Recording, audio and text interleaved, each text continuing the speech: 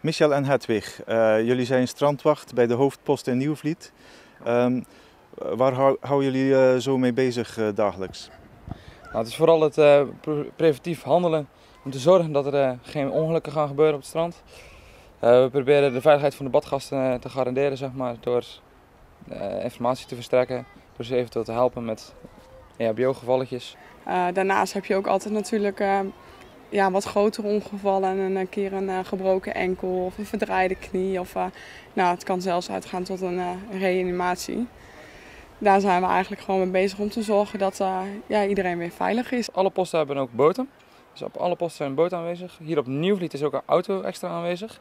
Dat betekent ook dat de auto van Nieuwvliet die wordt ook gebruikt voor eventueel mensen die van het strand af moeten. Dus mensen die wat gebroken hebben of ergere gevallen.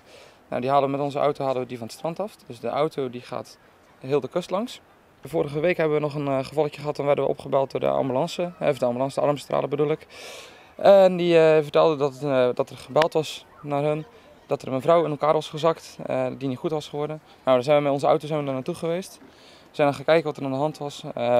Die mevrouw is dan gelukkig was ze weer al aanspreekbaar en die mevrouw was weer al bij. Ja, we hebben dan gekeken of we eerste hulp kunnen verlenen. We hebben nog wat gedaan, zeg maar.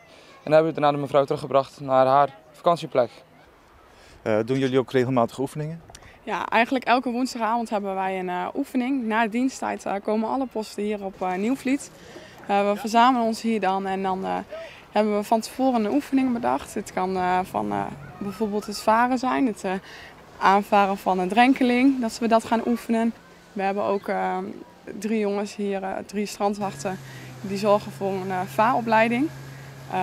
Zodat de nieuwe strandwachten, maar ook de strandwachten die er al wat langer zijn, goede vaarinstructies krijgen. Want het is toch heel belangrijk als je gaat varen dat je ook mensen goed aanvaart, dat je vakken gaat varen. Daar komt natuurlijk wel heel wat bij kijken. Ja, over. Kijk. Binnen.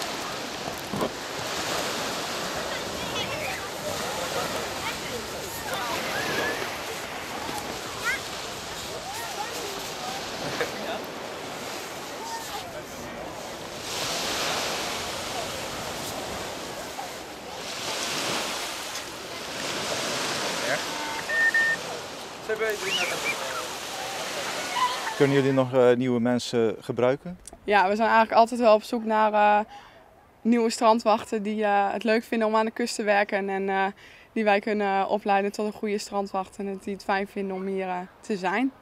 Dus we zijn altijd op zoek naar nieuwe strandwachten.